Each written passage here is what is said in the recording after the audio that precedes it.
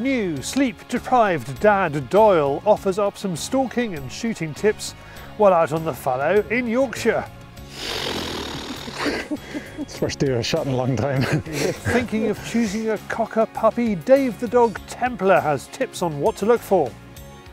And Devon knows how they make it so hopeless. One shooter says how the Devon and Cornwall Firearms Licensing Department is avoiding his calls. Where do you go from there? If you can't complain about a department, where do you go? We're giving away a night vision unit priced at £200. We have news, we have hunting YouTube. Welcome to Fieldsports Britain.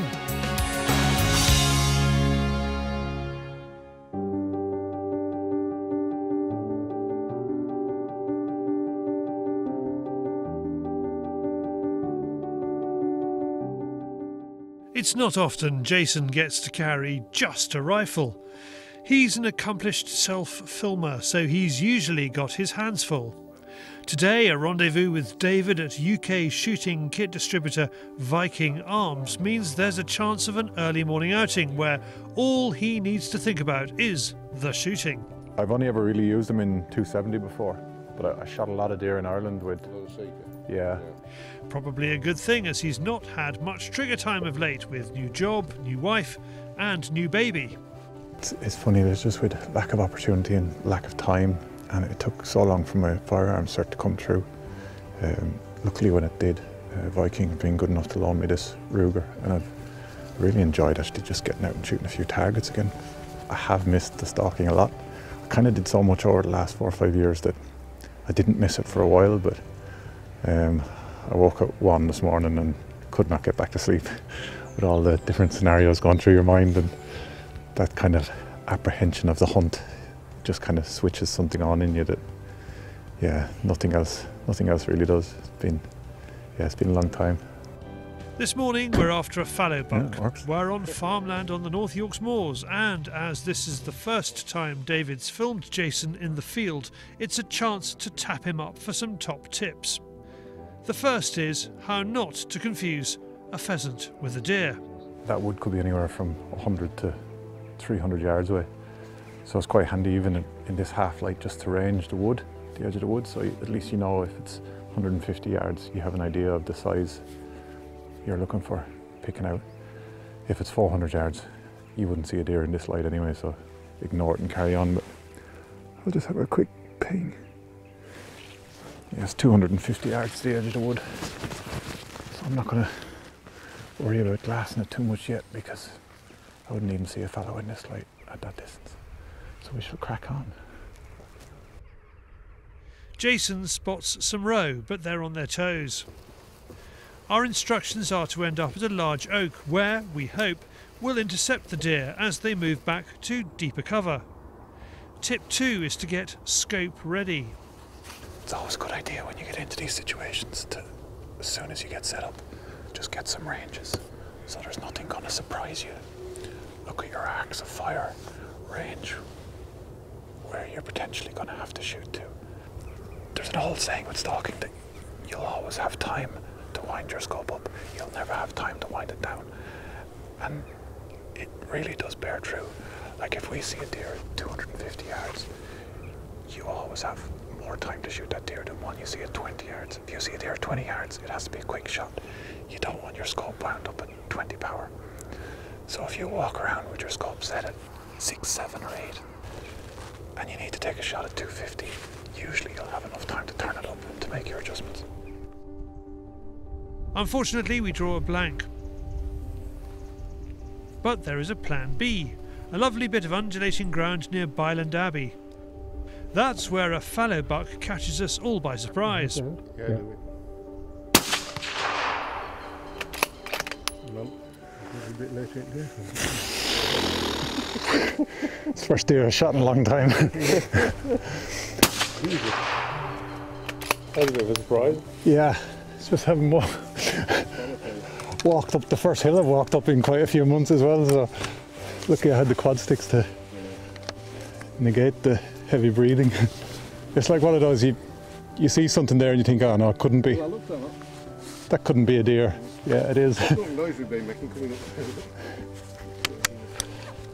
Whew. Thank you. When's the last time you shot a fallow? I haven't shot a fallow. It's probably 7 or 8 years. I had a fallow in the crosshairs 2 years ago when I shot a red stag with Daniel in the west of Ireland. The next day, had fallow several times in the crosshairs in heavy woodland, but just couldn't get a shot. You didn't go for a body shot, what was that? It's a funny one. On a frontal shot like that, it's sort of my preferred shot to go for, just under the chin. People sort of look at the chest as being a bigger target on a frontal shot, but your actual kill zone isn't much bigger than what you have on the neck. Like, the chest might be wider, but if you hit this animal sort of on the outside of the shoulder blade there, you'll break the shoulder. The bullet might skirt down, break a couple of ribs, but it's not a fatal shot. So really your kill zone, if you're going for a frontal shot on the chest on a deer like this, is only about maybe 4 inches. And even though the target looks bigger, the kill zone isn't. And I've seen quite a few deer where people have just put a bullet in sort of here, and it's come out here, hasn't gone into the chest cavity. You just have a broken shoulder and the deer is gone.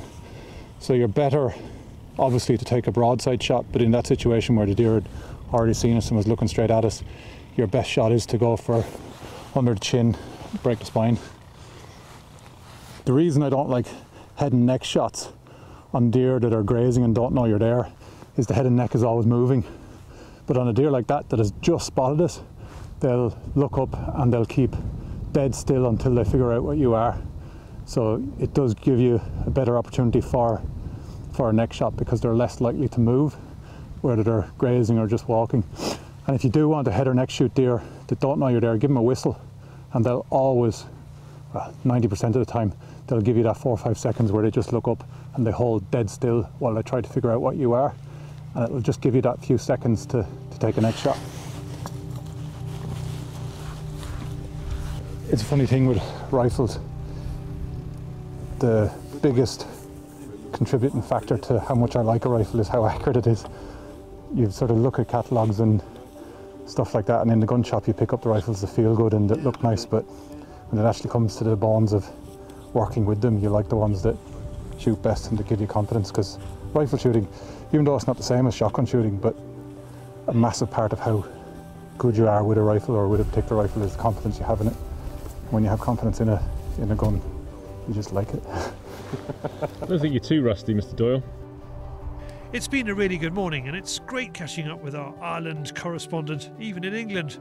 To find out more about Ruger rifles or the Leupold kit Jason uses, go to vikingshoot.com or watch him talk through it on our Field Tester YouTube channel.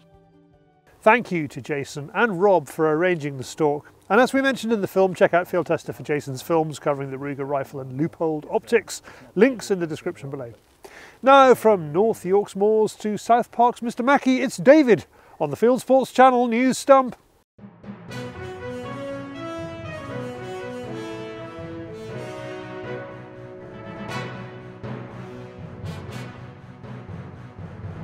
This is Fieldsports Channel News.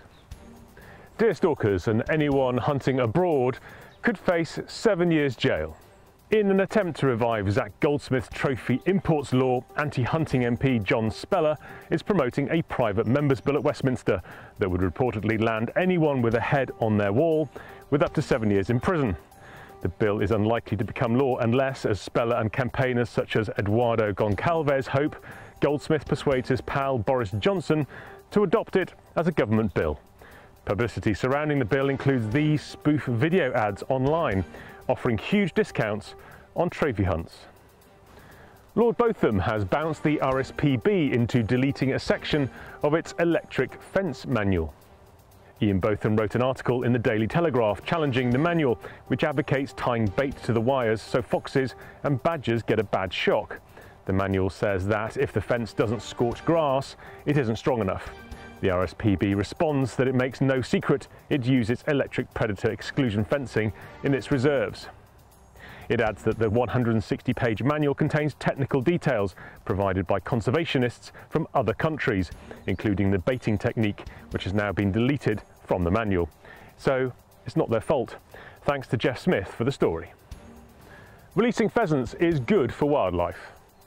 That's the headline of new research by the Game and Wildlife Conservation Trust, as long as shoots stick to its releasing guidelines.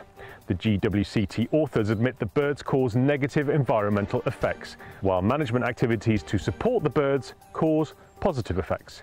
It says that negative effects of pheasant release, such as damage to woodland insects and plants, can be limited to release sites or feeding points.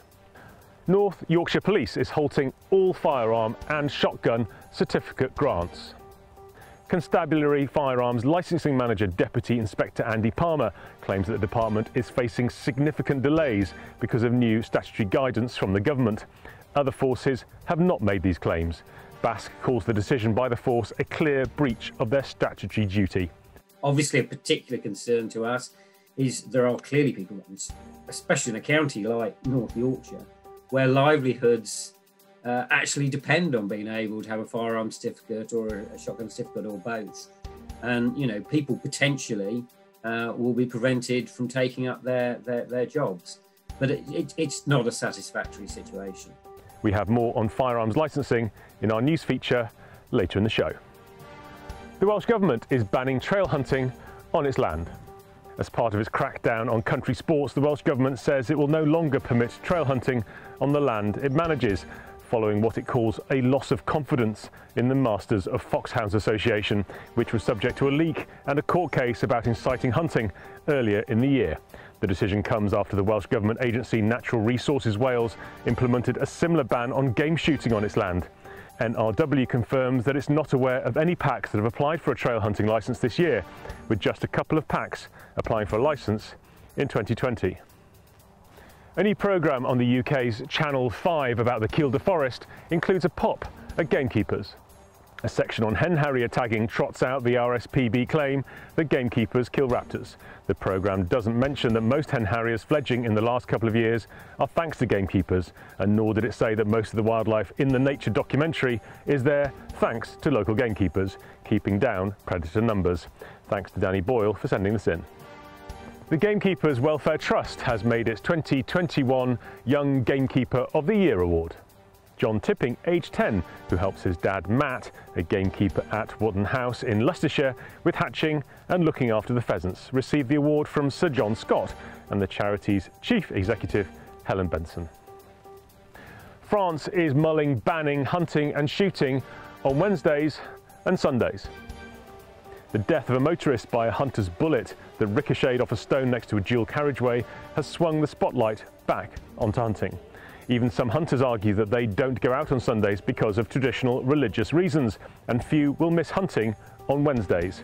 Meanwhile, France has brought in new laws banning circus animals and the sales of most pets in pet shops, with penalties of up to 5 years in prison and a fine of €75,000. The new law does not affect farm livestock, hunting or bullfighting. Princess Amalia of the Netherlands has passed her hunting exam. The 17-year-old Princess of Orange, who is heir to the Dutch throne, confirms that the exam is part of her preparation for taking on management of the Royal Palace Het Loo in Apeldoorn. Her father, King Willem-Alexander, is a keen hunter, continuing a tradition matched by most of the royal families of Europe. Trouble over hunting in Quebec has brought indigenous First Nation groups into conflict with sport hunters. A year ago, some members of the Anishinaabe Nation erected barricades to stop sport hunters on their ancestral lands. Since then, negotiations between the province and the stakeholders have made some progress, according to a report on APTN News. Some feel they're advancing too slowly, while some say harassment from non-Indigenous hunters is ongoing. A town council in Western Australia is planning a kangaroo cull to save money. The city of Canning is considering slaughtering 300 kangaroos to make way for a new road and sports facility. The roos currently live on a 67-hectare site, landlocked by property development. The council says that relocating the roos will cost up to $1,600 Australian per animal, while shooting only costs $30 Australian per animal. And finally, hats off to the huntsman of the Essex with Farmers and Union Hunt. This video shows him exercising hounds in a field when a young fallow joins the pack, maybe thinking it's in a herd, and runs with them before realising it's a mistake. With skill, the huntsman keeps control of the hounds throughout. You are up to date with Fieldsports Channel News. Stalking the stories, fishing for facts.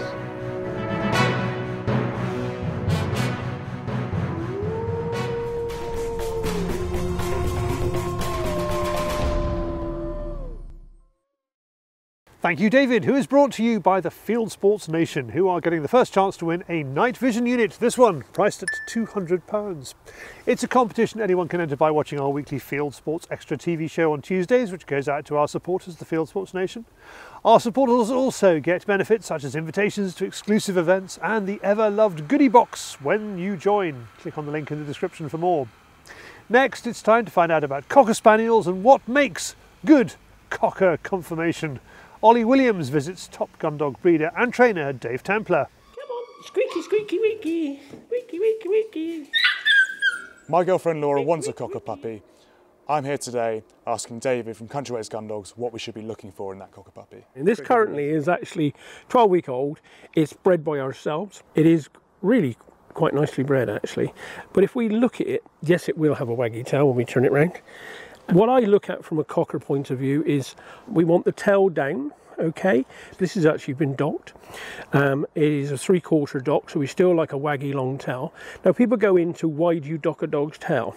If you breed it correctly, I keep going on about the tail being down. If it's down, then this part of the body is already pushed through the cover, and that bit is going to wag on the bottom, but it's already made a hole, which means it won't cut the tail so much. If your tail is up, it's waggling all the time through brambles and it's going to get ripped.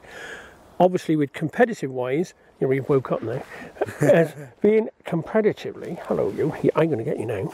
Being competitive, we want the dog with a lot of style. So it's like having the end. We like that little rudder on the end. So that bit of there, when you're looking at a spaniel to begin with, I want it that bit on the ground. So it's using that because that's the bit we bought it for, the nose.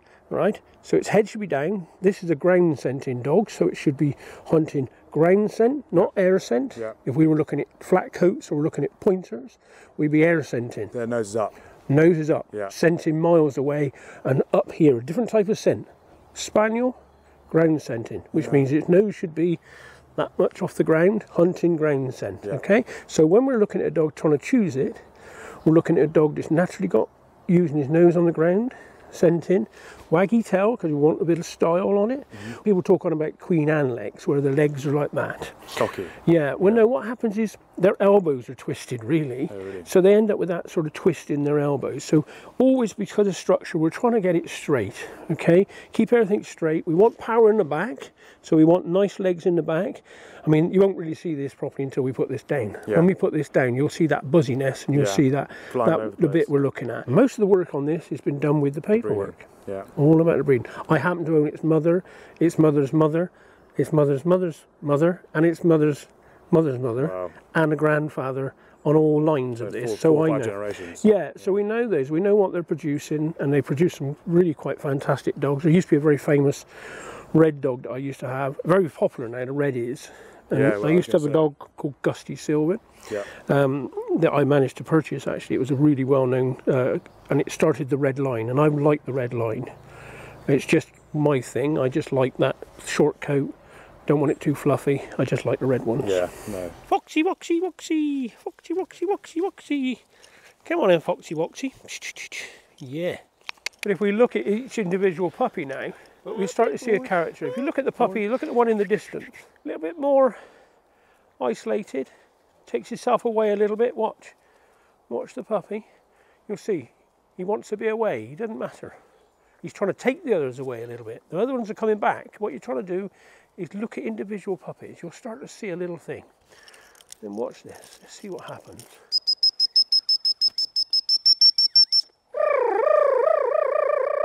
Hello, hello. See, you want to come back, see?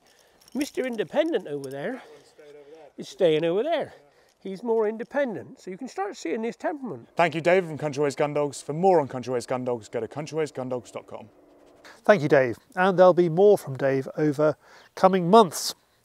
Now, different police forces are coming up with different interpretations of firearms licensing.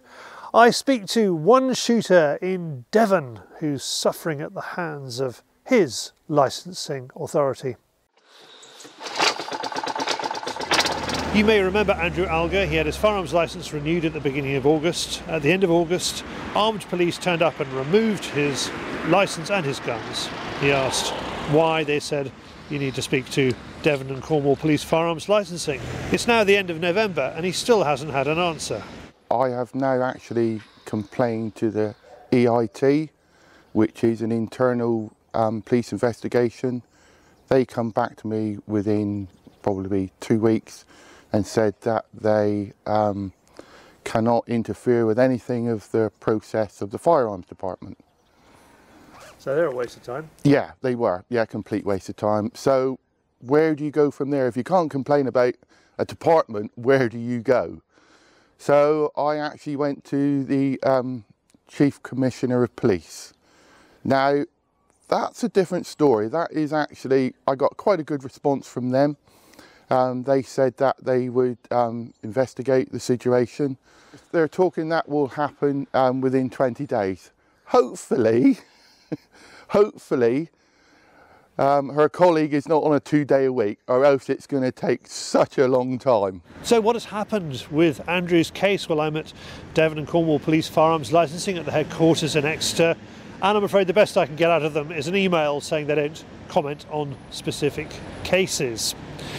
It seems that this is mixed up with the tragic Plymouth shootings in the middle of August. So there have been a couple of newspaper headlines about Devon and Cornwall Police Firearms' reaction to those shootings. The first said they were rescinding lots of gun certificates. The second said only 8. Well, what's the true picture? I asked Ian Hodge, who runs Ian Hodge Fieldsports at Weybridge in Cornwall. I've heard this, but in all honesty, we've not seen anything other than 1 or 2 individual cases which, for various reasons, but it was nothing to do with licensing per se. It was just individual circumstances with the certificate holder. Generally, we find Devon and Cornwall very good to work with. We give them advice sometimes, and they will sometimes give us advice. And I only wish we could work more with them, and they would perhaps give us a little bit more responsibility, because I'm sure that we could ease their workload. It's looking a lot like Andrew was just unlucky. Basque Firearms Department deals with certificate problems like this all the time. Priti Patel, as Home Secretary, I think ordered police to review, I think the initial one was all firearms and shotgun certificate holders, and that was sort of, I think quite sensibly probably toned down to anyone who the police had revoked or removed their firearms in the last 12 months should go back and review that decisions. I mean, obviously, everyone in Devon and Cornwall isn't a member of BAS, but what I would say is, whilst we have seen an increase above what we would normally expect, we have not seen a dramatic increase in the number of sort of seizures or revocations. It may be that Devon and Cornwall Police have got into a bit of a muddle. Well, if that's the case, Andrew makes this offer to them. Just turn around and say, you know, OK, we made a mistake, and we will issue you your licence. That's all I ask. Now, our new podcast is out. From the game fair at Ragley Hall back in July, I invited a vegan blogger who's fairly positive about trophy hunting. Ryan Dalton joined me on stage to talk about his views, followed by our own vegan deer stalking artist Katie Hargreaves and her guide Paul Childerley. Together we talk through some of the issues that vegans have with shooters, and I think it makes for quite a chat. There's a link to it in the description below. Plus, Katie has produced a range of cards and a print for us in the Fieldsports shop at fieldsports.shop. Just in time for Christmas, I know. Here she is drawing it. Go and have a look, link to that in the description below too. Next, from a wildlife-free diet to loads of wildlife heading for the table, it's Hunting YouTube.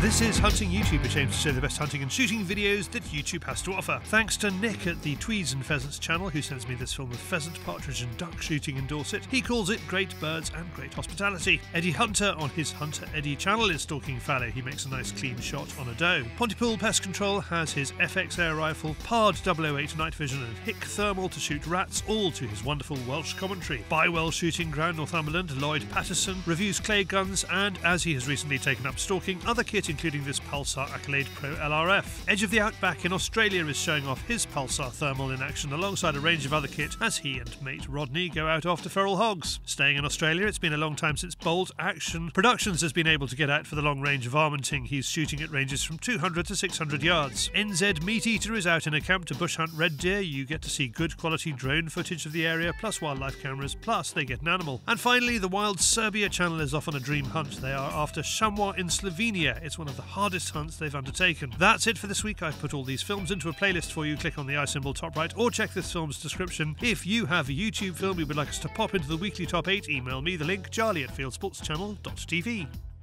Well, that's it for this week. If you haven't done so already, please whiz over to our website, fieldsportschannel.tv. You can click like us there on Facebook and on Instagram, follow us on Twitter, subscribe to us on YouTube, pop your email address into our register page and we'll contact you about the show. Fieldsports Britain out at 7 PM UK time every Wednesday. And this has been Fieldsports Britain. Good hunting, good shooting, good fishing, and goodbye.